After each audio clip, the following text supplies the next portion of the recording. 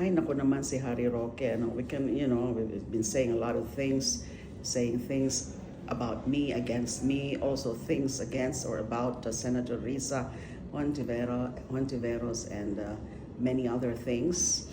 But ang ano nga is that, nasaan siya? Nasaan siya?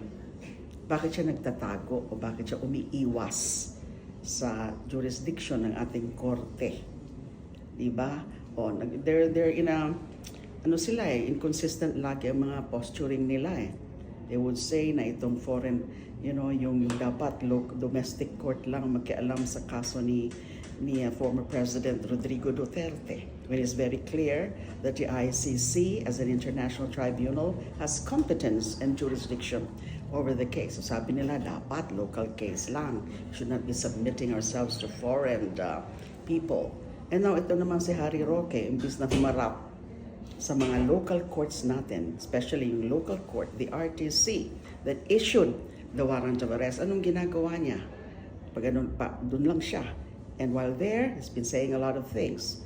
And then he has applied for asylum. He should come back. If he has nothing to hide, then he must confront those charges.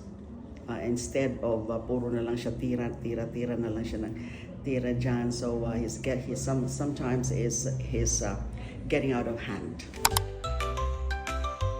So it's a question of which of the sectors we will prioritize, which will most probably those that would involve the urban poor sector, the PWD sector, the women, the farmers, and the fisher folk.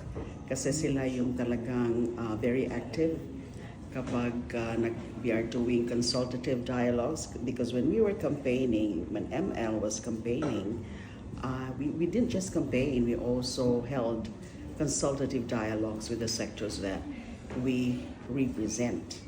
And kaya nga hindi pa namin ma-file is because we're still identifying which are the priority bills. Although on top of that, meron din akong mga rini-review na ngayon ng mga dati ko ng mga bills that I filed when I was a senator, but remain untouched, especially those relating to human rights and justice.